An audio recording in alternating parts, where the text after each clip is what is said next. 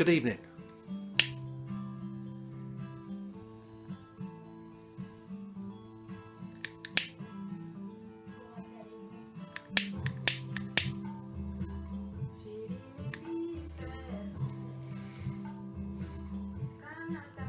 Stephen here once again. Happy Saturday. Smoking my pipe. My Polinsky. Why would I smoke anything else?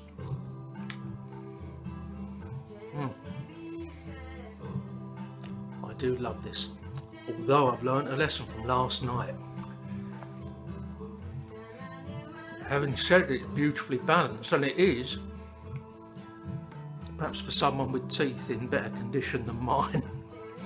And after I've been clenching this for about half an hour,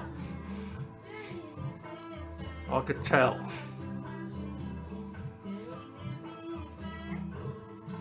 My 62-year-old pearly whites were starting to ache a bit. So I'm trying not to clench too much tonight.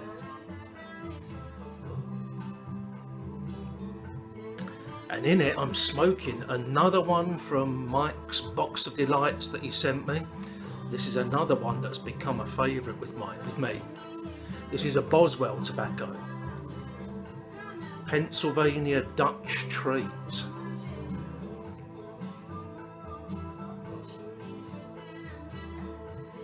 It's another cherry aromatic. There's just something about cherries and tobacco that go so well together.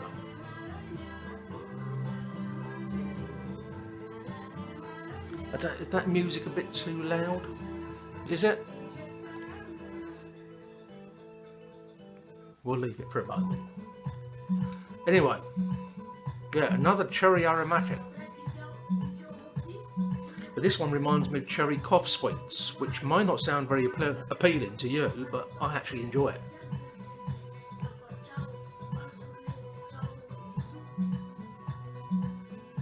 I like that sour edge. I'm wearing my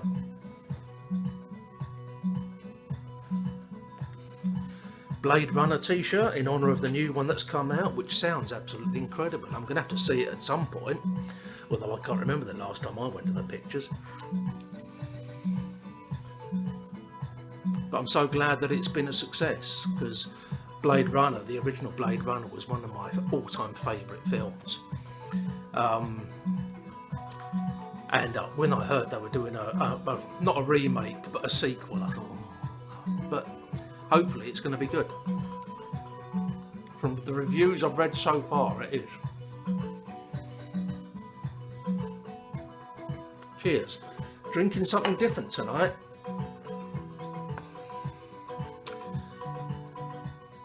Young's Special London Ale. I love this stuff. Really, really nice traditional London beer. Young's were a very, very old brewer. I don't think they're actually in the brewing business any longer. They sold out to one of the big conglomerates, but the beer is still good. Oh, it's quite strong. That's 6.4%, which is a bit strong for me. Much stronger than I normally drink. But as long as I only have the one, that's all right. So there we go. Just covered all the housekeeping. What beer I'm drinking, what pipe I'm smoking, what tobacco I'm smoking.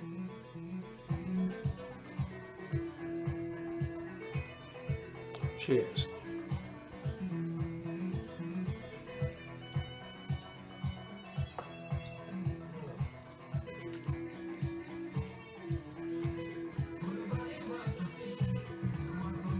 In case anyone's wondering, I'm going to turn it down a notch.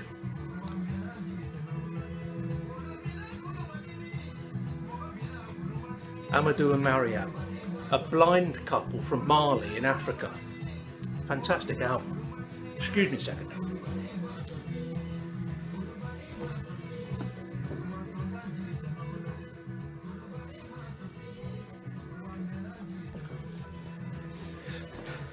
And you're back in the room.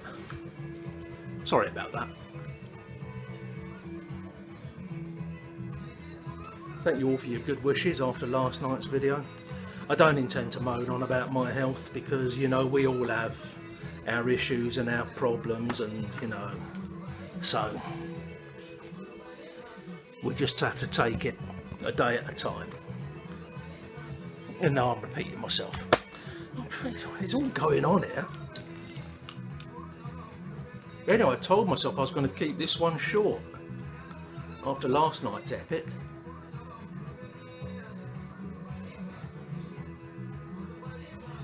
Come round here, Zippy. Come round here. Come on, come round here. Come on here. Come on, boy. Come and say hello to the ladies and gentlemen.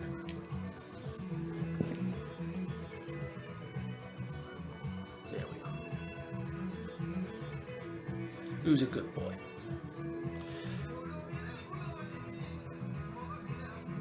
He's not too keen on the pipe smoking. I suppose it's a primeval thing that animals don't actually, you know, when they smell smoke, they think there's something wrong. Whereas we've lost that ability.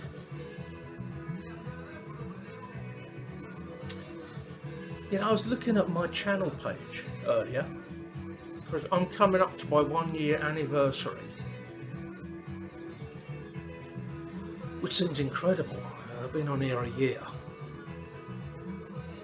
And I noticed something in the channel description, which I haven't gone back and looked at since I wrote it. But obviously I describe myself, said I talk about pipes, beards, I said talk about cheese. No, I never have done that. And cheese is one of my all-time favourite foods. I love cheese. I like all varieties of cheese. All the British hard cheeses like cheddar and red Leicester and Wensleydale and double Gloucester. Blue cheeses like Stilton, and I love Danish Blue and Roquefort from France. And the French soft cheeses, Camembert, Munster, Brie. I love goat's cheese too, that lovely sharp tang you get, and Greek feta cheese. This cheese is just wonderful stuff. And now my cholesterol's down, thanks to the statins, I could indulge myself, but unfortunately I have gallstones. I said I wasn't going to talk about my health, didn't I? But yeah, I have gallstones, and if you only got gallstones, one of the side effects is if you eat a meal that's too high in fat, it makes you feel really rough afterwards, very nauseous. So I have to be careful with the old cheese,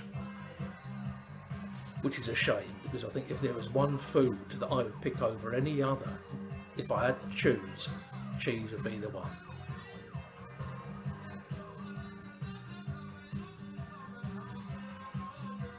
Crazy when you think we take the milk from these animals and sort of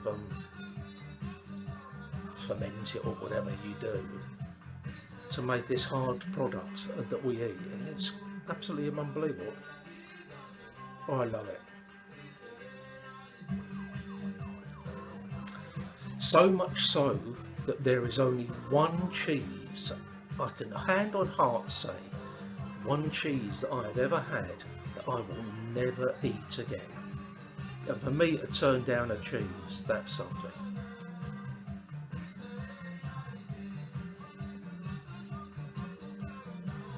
And it relates to the last time I went abroad, which was 8 years ago, 2009. My ex-wife and I, wife at the time, took the girls on a sort of 4 or 5 day city break to Prague in the Czech Republic. Lovely place. If you haven't been to Prague, you really must go. And lovely people too, the Czechs, which makes it all the more unfortunate that I might offend, if anyone happened to be watching, I might offend them from what I'm going to say. But one of their local delicacies And I think they have a lot in common because of the whole Bohemia area. They have a lot in common with southern Germany. But they have a thing called beer cheese, and it's a very common pub snack. I don't know what goes into the making of it. And I didn't actually try it while I was there, although I did sample, because of course I think the Czech Republic has the highest consumption of beer of any nation on earth. It's like, it's part of your heritage. You drink beer all the time. You probably drink more beer than you drink anything else, probably more than water.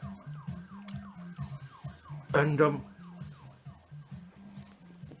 think Ziggy's sitting on my tamper. I'll take a chance.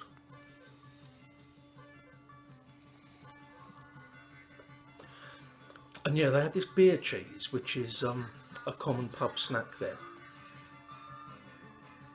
By the way, the food there is very, very southern German. A lot of meat, huge amount of meat, huge amount of dumplings, made of various different ingredients.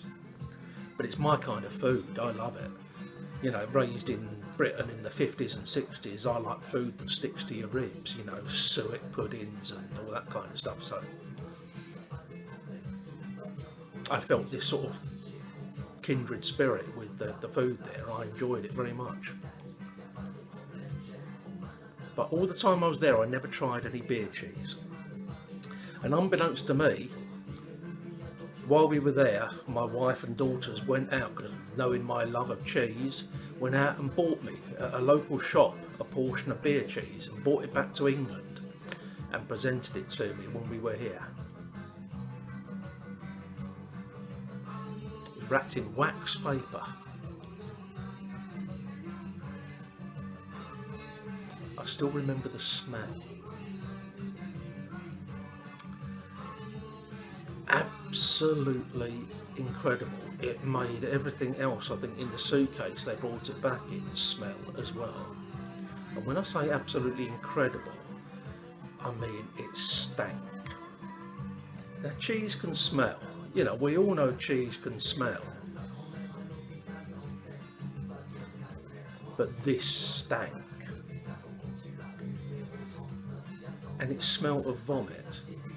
I'm sorry to be indelicate, but that's the only way I can describe it. It smelt of vomit. And I don't mean the good kind of vomit either.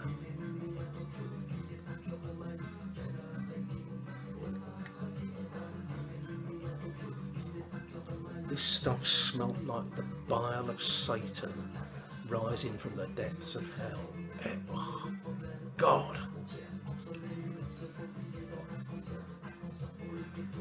You know, I persevered because they say paradoxically the taste is extremely mild. It smells incredibly strong, but the taste is very mild. So much so that it's often mixed with chopped onions when it's eaten. The trouble is the taste may have been mild, but to get it from plate to mouth, you've got to go under this.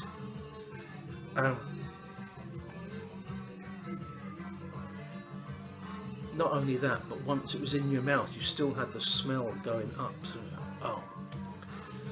Suffice to say, no. I tried my best, but then it was chucked. Stuck it outside in the bin. I mean, I think it probably should have been buried in a lead box at the end of the garden. And that's the only cheese that I have refused, that I've never liked.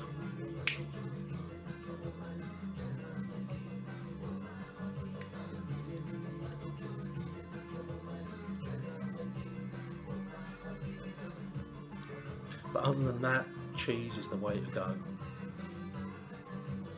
I've got a piece of Danish Blue in the fridge now, which I haven't opened yet. Because that's another cheese that I forgot to mention. Dolciolata Italian blue cheese. Oh. And Gorgonzola. Fantastic stuff. And what I didn't know is Danish Blue, what we all know in the UK as Danish Blue, was created, I believe, during the First World War, when blockades and one thing and another stopped them having access to Italian and Southern European blue cheeses, so they had to create their own. I haven't double checked on this, but I remember reading that a long time ago. And that's how Danish Blue was born. To satisfy the Scandinavian appetite for blue cheese when they couldn't get it from their normal source. Anyway, this was meant to be a quick one. Cheers everyone.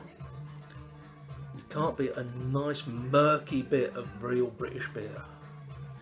Does you good.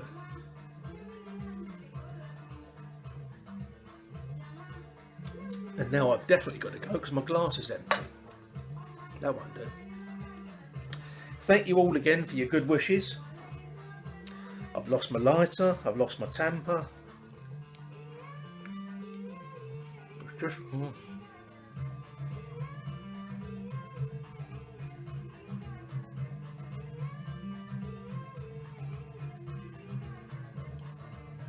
I probably won't be able to speak to you again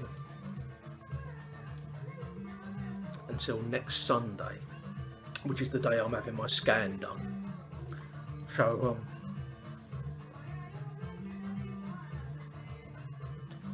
I will I'll come back and speak to you then. It's not as though I know anything, because of course us poor bloody patients, we're just sort of kept in the dark until such time as they see fit to tell us. But you know, I look forward to talking to you all again. Have a great week everyone, and enjoy the rest of your weekend and have a fantastic week. And I'm going to go because the boy's asleep on my leg. I've got to get another beer, and there's been fireworks going off lately and he hates fireworks. This is the worst time of year for him. He's terrified of them. And although it's a bit early around here for Guy Fawkes Night, November the 5th, it's probably to do with Diwali, which starts on Wednesday, the Hindu Festival of Lights. So there's going to be lots of fireworks going off, and he don't like it. Anyway, ta-da! Have a great week. Speak to you all again next weekend. Bye-bye.